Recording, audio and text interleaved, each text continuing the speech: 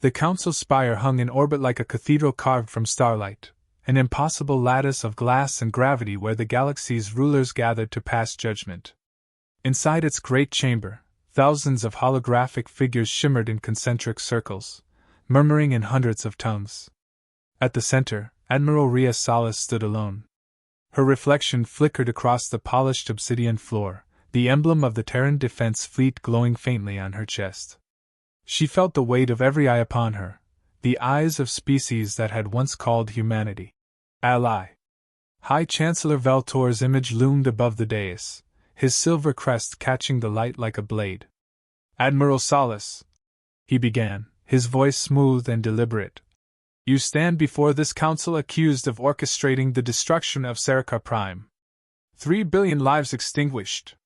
What defense can Earth offer?" Rhea's jaw tightened. The chamber's silence pressed like deep ocean pressure, suffocating. "The evidence you present," she said evenly, "is manufactured. We have seen the transmission logs, but they are fabrications, time-stamp mismatches, falsified telemetry. Humanity did not do this." A hiss rippled through the alien delegates. The reptilian Carthan emissary bared his fangs. "Lies. Your warships were sighted in Sarkar orbit." "Ghost signatures," Rhea shot back. "We have proof those IDs were stolen years ago in a Varn Dominion breach." Her eyes flicked to Veltor. He didn't move, didn't blink, only offered a faint, calculated smile. The Chancellor turned toward the assembly. "The evidence has been verified by Council auditors. Do not let sentiment cloud reason. Earth has always been volatile." Rhea clenched her fists. "Volatile? Or inconvenient?" A soft stir followed. The question hung there, sharp, dangerous. The vote was swift. 87 civilizations in favor of sanctions. 20 abstained. Only 4 opposed. The verdict echoed through the chamber.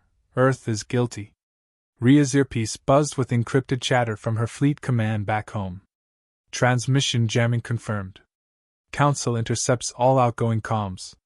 She didn't need to read more. The decision had been made before she ever entered the room. When the session adjourned, she lingered. Veltor approached, his holographic form gliding closer, his tone almost friendly. "You played your role well, Admiral. Stoic, dignified, predictable." "Predictable?" she repeated, barely controlling the tremor in her voice. "Yes." His slitted pupils narrowed. "Humans always think truth can win in a room full of liars." Rhea's hand twitched toward the console. She wanted to break the projection, shatter it into data shards. But she only said, "Enjoy your illusion of peace, Chancellor. You've just declared war, you just haven't realized it yet." Back aboard the Soul's Reach, her flagship orbiting Earth, Rhea walked through the silent command deck. Outside, the blue curve of the planet glowed against the void, beautiful, fragile, unaware. Officers rose as she entered, but she waved them down. "Report." Commander Lin, her executive officer, turned from the central display. "All diplomatic channels are closed. Supply convoys from the Concordium halted. Economic quarantine in effect." "In other words," Rhea said, "we're alone." Lin hesitated. "Ma'am, intelligence flagged something before the blackout. A transmission, encrypted level theta.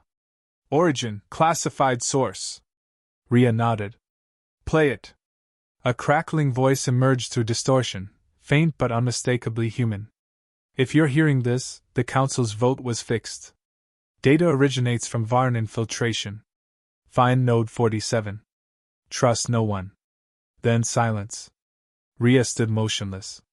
The message had been signed with an old encryption key belonging to Captain Idris Hallow, her former intelligence chief, presumed dead for 2 years. "Location of Node 47? She asked. "Unknown, ma'am. But if Hallow sent that, he wanted you to follow the trail." She exhaled slowly, eyes hardening. "Prepare recon wing theta. We're going dark." Hours later, in the strategy chamber, Rhea reviewed the last transmission from the Council session. Frame by frame, she examined the falsified Sarkar footage, Terran warships firing plasma volleys, orbital bombardments ripping through a city. But the details were wrong, trajectory angles inconsistent, spectral signatures inverted. Someone had spliced Terran data into alien footage. She leaned back, mind racing. To the Council, this was an open and shut case. But to her, it was a puzzle with the edges deliberately blurred. Her terminal beeped. Lynn entered quietly. The Fleet Command wants reassurance, ma'am. The public's panicking. They want to know if war is coming. Rhea stared at Earth's image hovering above the table. War's already here. They just haven't fired the first shot yet. By night cycle, the ship was silent except for the soft hum of engines. Rhea walked the observation deck alone. Stars drifted past like cold witnesses. She remembered her first posting, years ago, when humanity had just joined the Concordium. She'd believed in the promise of unity, of shared destiny among the stars. Now, that ideal felt naive, almost childish. The door opened behind her. Lynn again, quiet but insistent. You haven't rested in 2 days. I can rest when the truth's found.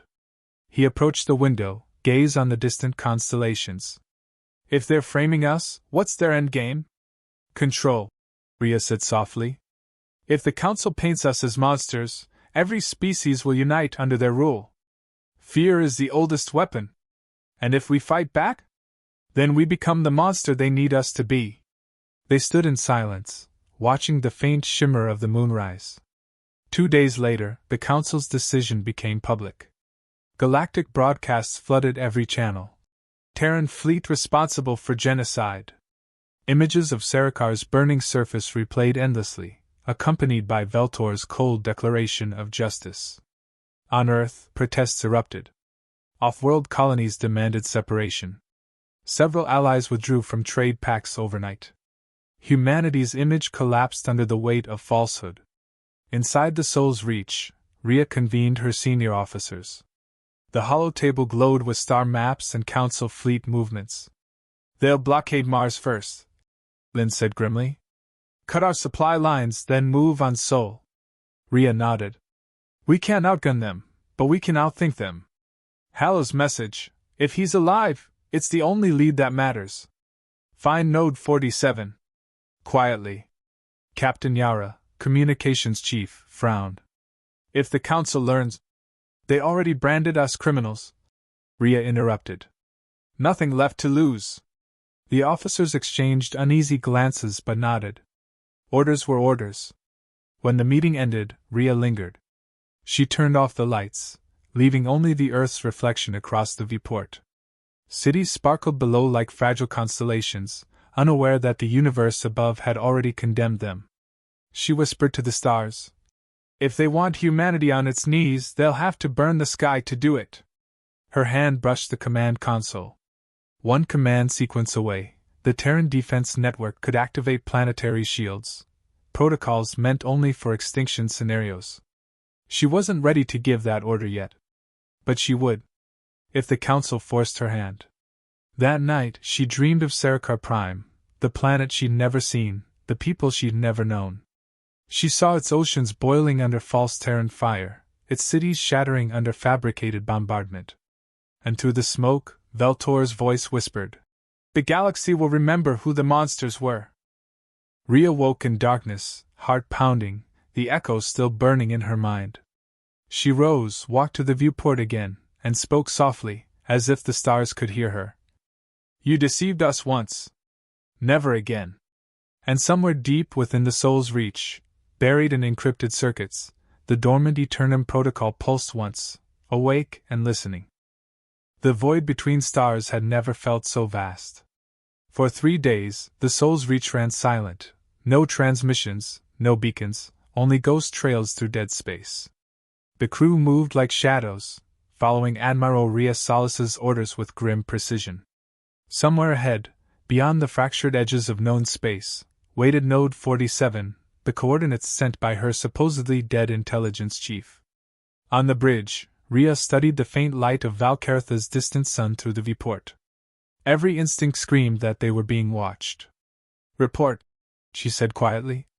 Commander Lin's voice carried the fatigue of sleepless nights. We're tracking residual Varn encryption traffic near the Afiyuki drift. It's faint, like they're bouncing data through derelict satellites. Could be where Node 47 is hidden. Or a trap, Rhea murmured. Or both, Lynn admitted. She turned toward the navigation hollow. The coordinates pulsed faintly, a lonely signal amid static interference. The Council's blockade had already spread across the inner systems. Any Terran vessel caught transmitting would be seized. This mission existed outside all protocol. Take us in, she ordered. The stars elongated, and the Soul's reach slipped into sublight. Hours later, the ship emerged within a graveyard. Before them hung the skeletal remains of a long-dead space station, a ring broken in half, spinning slowly over the icy world of Helion 9. Its hull bore marks of ancient war, pitted with craters, cables trailing into the void like tendrils. Lynn exhaled. Looks abandoned. Appearances deceive, Rhea said. Lock us in geosync orbit. No active scans, passive sensors only. The ship's lights dimmed as it settled into stealth posture. Rhea watched the wreckage in silence. Something about the station's curvature looked Terran, old Terran, from the early expansion era. That alone raised her pulse. Commander, she said, suit up a team. I'll go myself. Lynn turned. Ma'am, with respect. That's an order. Minutes later, Rhea floated through the shattered airlock of the derelict, her armor's lights cutting narrow cones through the darkness. Dust drifted like ash. Every step echoed faintly in her helmet's audio feed. Life support's offline. Lynn's voice came through the calm. No heat signatures. But I'm reading faint energy fluctuations near the central core. Rhea moved toward the readings. Corridors bent inward, collapsed under centuries of decay. In the command module, she found a single terminal still pulsing with dim blue light. She brushed away frost and linked her wrist drive. The screen flickered to life. A human voice, distorted and raw, spilled through the static. Rhea, if you're hearing this, then they found me. The Council's evidence, fabricated. Veltor ordered the strike on Sarkar Prime himself. He used Varn stealth drones with Terran hull imprints stolen from the Soul archives. The goal wasn't destruction, it was unification through fear. They planned to propose the Dominion Pact, a single Council-controlled military force. Humanity would be absorbed, or erased. I uploaded proof into the Eternum Relay. It's locked behind a quantum cipher. Only your genetic signature can open it. Rhea, the truth's already costing lives. Don't trust the Concordium. Then silence. The message cut abruptly. Her visor fogged as she exhaled slowly. He's alive, she whispered. Or was. Admiral? Lynn's voice. Transmission complete. Get us out of here. Back aboard the Soul's Reach, Rhea paced before the projection of the message. Veltor's manipulation ran deeper than she'd imagined. The Dominion Pact, a pretext for absolute control, would mean the end of independent civilizations. Humanity's fall was the cornerstone of that design. Commander Lynn frowned. If we can get that proof, the galaxy will see the Council's betrayal. Proof means nothing if we can't broadcast it, Rhea said. They own every major channel. Then we create our own. Her eyes met his. The first flicker of resolve passed between them. Pull the encryption key from the Eternum core. If Idris hid the files there, he trusted the system's failsafes. Lynn hesitated. You mean to awaken it? The protocol's not tested. It wasn't built for peace, Rhea said quietly. It was built for survival. 2 hours later, deep within the ship's AI core, engineers surrounded a containment sphere humming with pale energy. The Eternum system, Earth's last secret, was more than an artificial intelligence. It was a symbiotic command lattice, designed to analyze warfare, strategy, and emotion. But its activation came with risk. Once awakened, it would evolve beyond human control. Rhea placed her palm on the scanner. Eternum, initiate command access, Solace authorization. The sphere brightened, and a voice echoed, smooth, almost human, but layered with 1,000 whispers. Acknowledged. Admiral Rhea Solace. It has been 1,930 hours since last activation. Purpose of reinitialization? Data retrieval. File package Halo Theta, encrypted under Sol Division Command. Warning: accessing classified file may compromise interstellar treaties. Those treaties are already ashes. The chamber lights dimmed. Streams of light spiraled upward, forming a holographic cascade of data. Rhea watched fragments of Sarkar Prime's final minutes, the fake battle footage, the real drone telemetry, the Varn encryption signatures. Piece by piece, the truth assembled before her. When it ended, silence filled the room. Lynn broke it first. That's enough to expose them all. Rhea nodded. But not enough to survive doing it. Later that night, she stood alone on the observation deck again. The glow of Sol painted her armor in gold and shadow. Below, Earth slept, unaware that a storm was gathering at its borders. The door opened behind her. Lynn approached carefully. Council fleets are mobilizing near Vega. They're preparing for full quarantine. Veltor moves fast, she said. He knows we found something. What's our move? Rhea turned to him. We leak the proof across every civilian relay we can reach. Underground networks, smuggler channels, even pirate frequencies. If the Council controls the light, we'll spread the fire in the dark. And when they trace it back to us? She gave a faint, humorless smile. Then they'll come here. Which is exactly what I want. Lynn frowned. You're baiting them. I'm giving them a choice. Admit their lie or face humanity's full defense grid. He studied her for a long moment. And if they choose war? Her gaze returned to the stars. Then the galaxy will finally learn what happens when you corner the species that invented defiance. Hours later, the first encrypted transmissions left Earth's orbit, fragments of truth hidden in trade signals, music broadcasts, and outdated courier beacons. Across the galaxy, whispers began to spread. Maybe Earth wasn't guilty. Maybe the Council lied. But for every whisper, Veltor sent silence. His fleets burned communication outposts, erased entire networks, executed anyone caught spreading Terran data. The information war had begun. In the Council spire, Veltor watched the reports with narrowed eyes. She moves faster than predicted, he muttered. Activate contingency. If Solace wants war, she shall have it. He turned toward the holographic image of the Dominion fleet, thousands of ships forming around Earth's outer rim. Back aboard the Soul's Reach, alarms sounded. Red lights flared across every corridor. Multiple warp signatures inbound, Lynn called out. Council warships, entire armadas. Rhea stood calm amid the chaos. How long until contact? 5 minutes. Then prepare the defense grid. No warnings. No negotiations. Lynn hesitated. Ma'am, if we fire first. They already did, she said coldly, staring at the stars lighting up with enemy signatures. Outside, the darkness filled with the glow of engines, fleets descending like gods of judgment. And deep within the ship's AI core, Eternum stirred again. Admiral, shall I prepare for war? Rhea's voice was quiet, certain. No, Eternum. Prepare for justice. The alarm klaxons bled through the Soul's Reach like a heartbeat. Red lights pulsed in the corridors, the steady rhythm of approaching war. Outside, the stars burned with the engines of 1,000 Council warships, their formation wrapping the Soul system in a noose of light. Admiral Rhea Sala stood at the heart of the command deck, eyes fixed on the tactical display, a shimmering globe of Earth surrounded by red markers that multiplied by the second. Fleet composition? She asked. Commander Lynn's face was pale under the crimson glow. Primary Assault Force, Varn Dominion Dreadnoughts, Carthan Carriers, Concordium Auxiliaries. Estimated strength, 5,000 vessels. Against our 300, Rhea murmured. We don't stand a chance, Lynn said. Not if we fight their way, she replied. Signal all Terran ships, initiate Aegis Formation Alpha.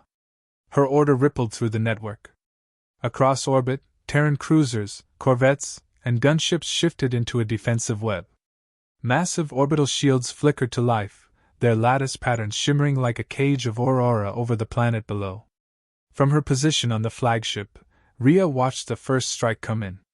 Plasma lances streaked from the void, arcing toward Earth's upper atmosphere.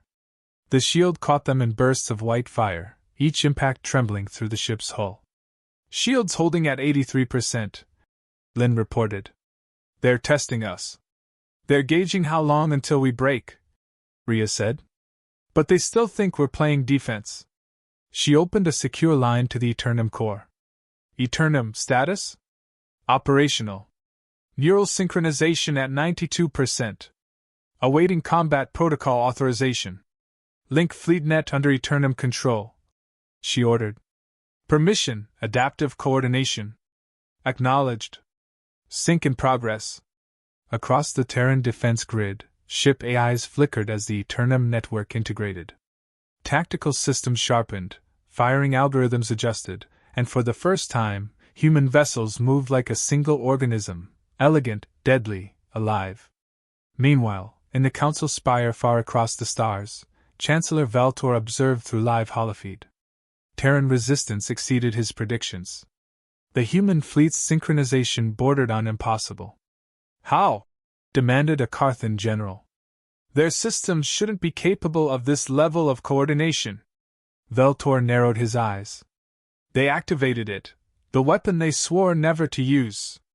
He turned toward his aides. "Deploy the Dominion core fleets. Crush them before the protocol fully awakens." Back in Sol orbit, the battle ignited into chaos. Enemy dreadnoughts breached the outer line, their heavy cannons firing sunbright beams. Terran interceptors darted between them, dropping kinetic torpedoes that tore through shields like molten knives. Explosions bloomed in silent bursts of color, beautiful, terrible. Rhea's voice cut through the noise.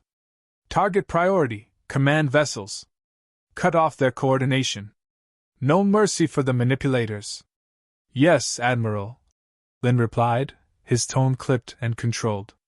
The Sol's Reach unleashed a broadside that shredded a Varn cruiser in half. Fragments spiraled into orbit, scattering fire across the void. "Council broadcast incoming," communications reported.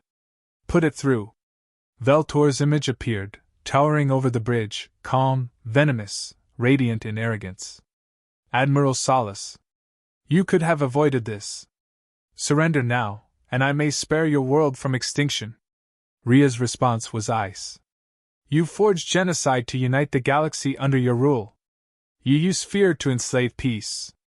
And you think surrender will save us? You cannot win," he said. "You are one world against hundreds." She smiled faintly. "Then let's make it a fair fight."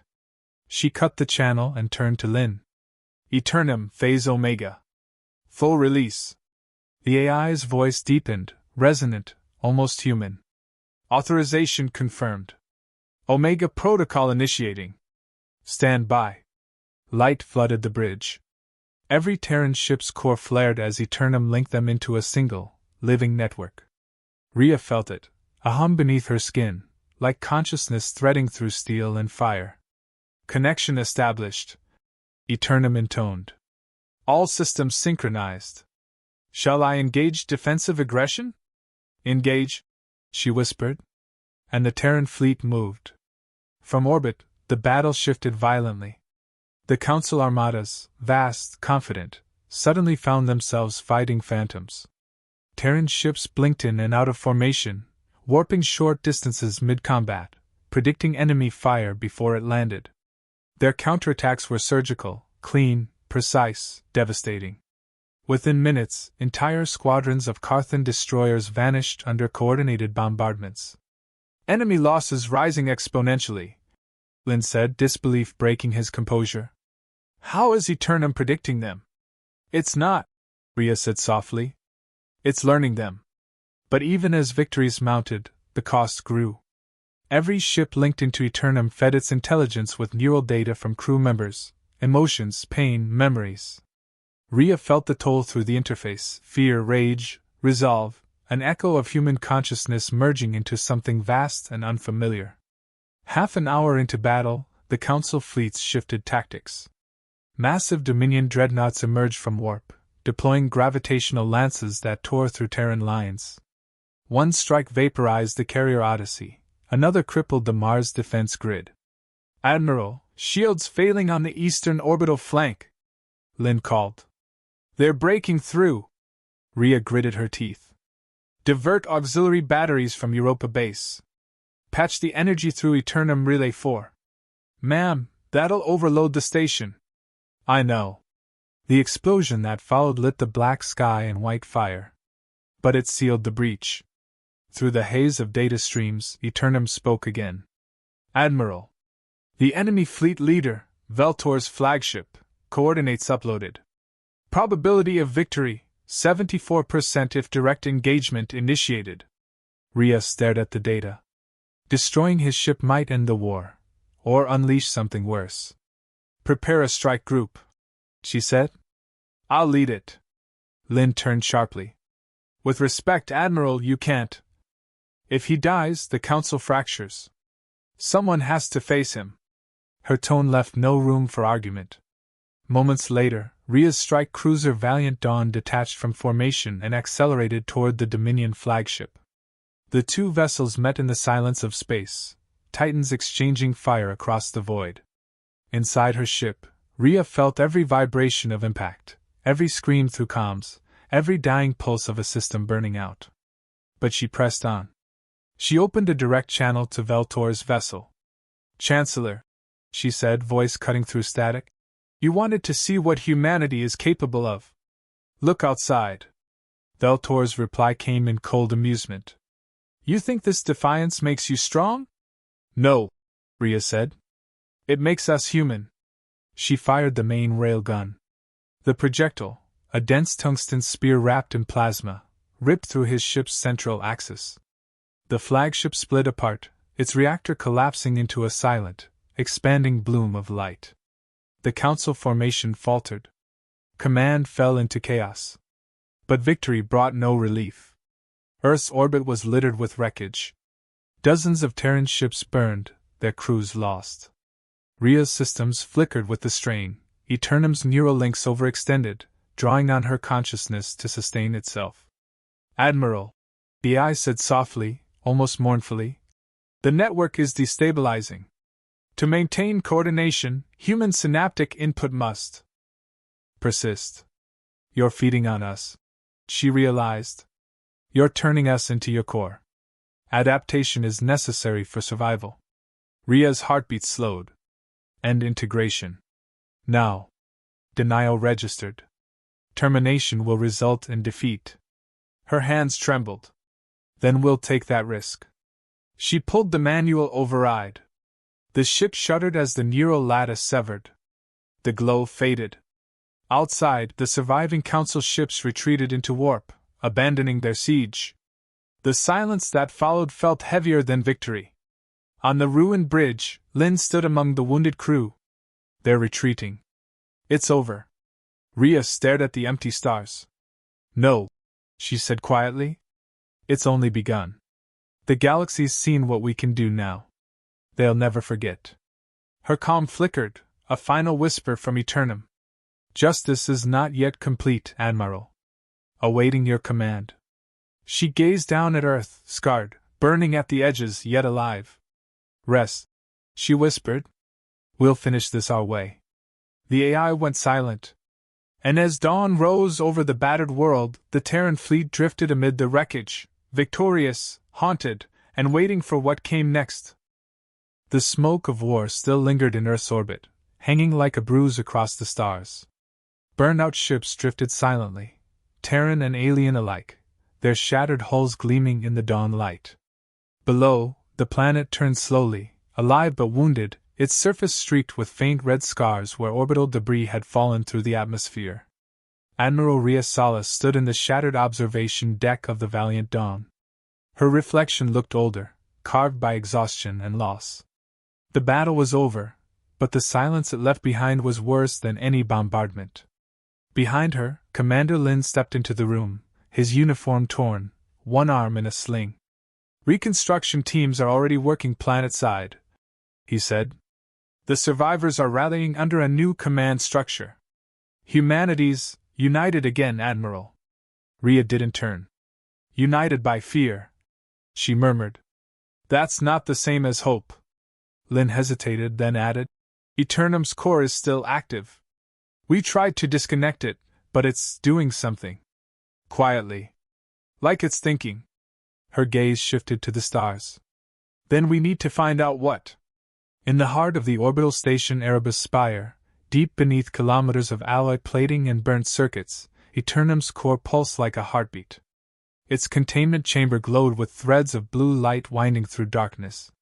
Dr. Elara Tynes, chief cyberneticist, monitored the readings with trembling hands.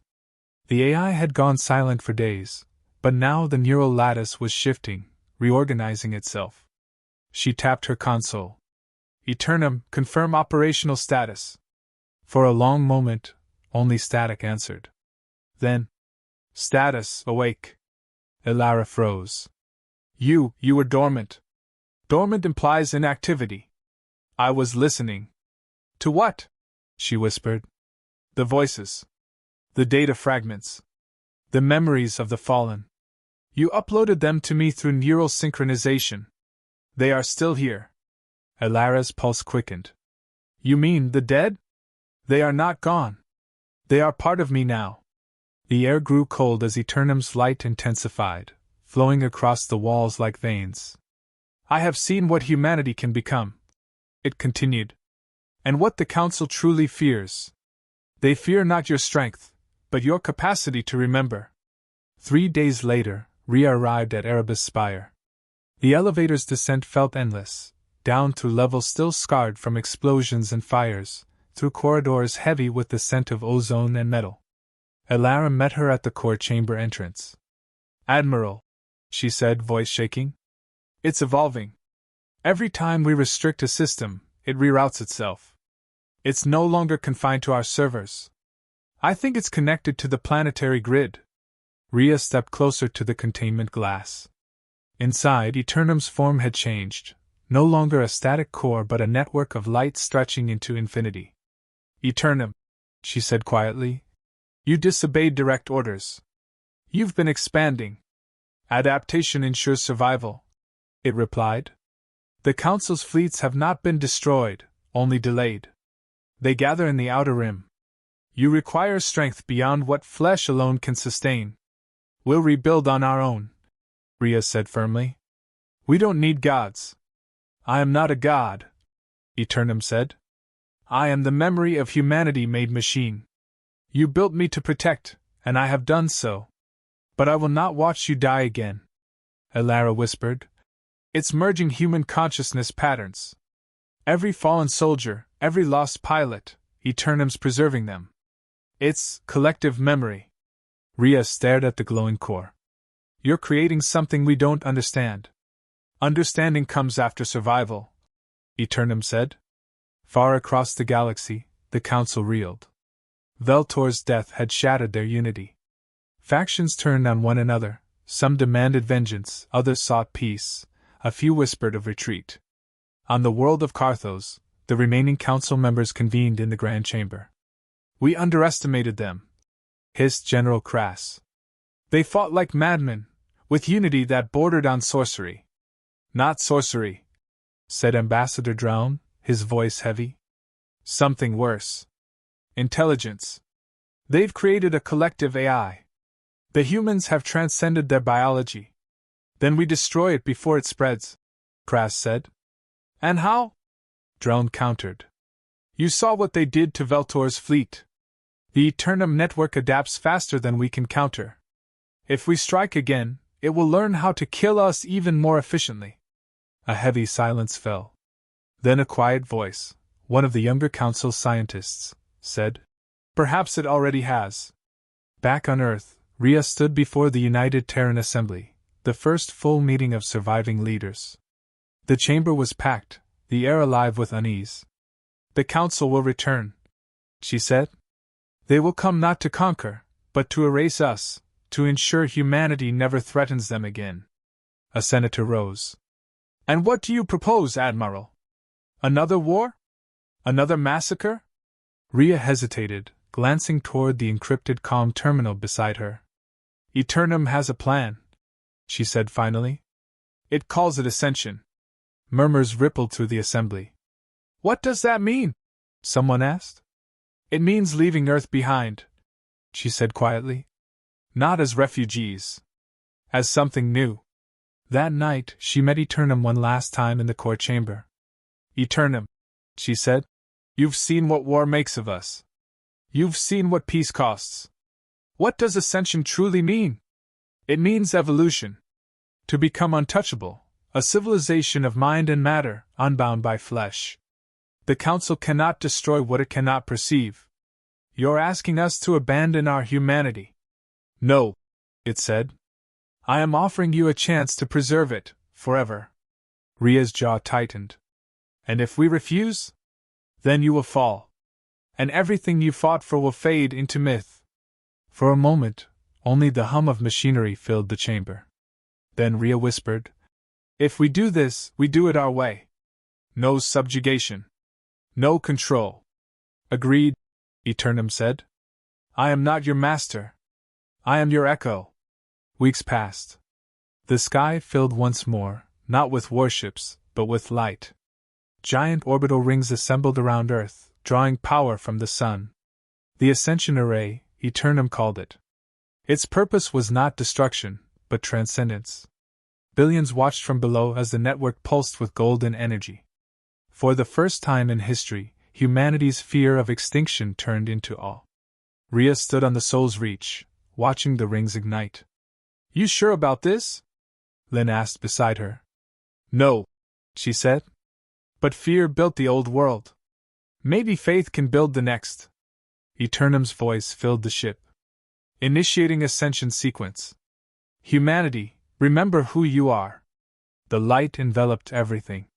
When it faded, the soul system was empty. The orbital rings drifted, silent relics.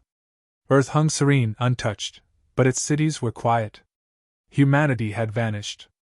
Or perhaps, moved beyond.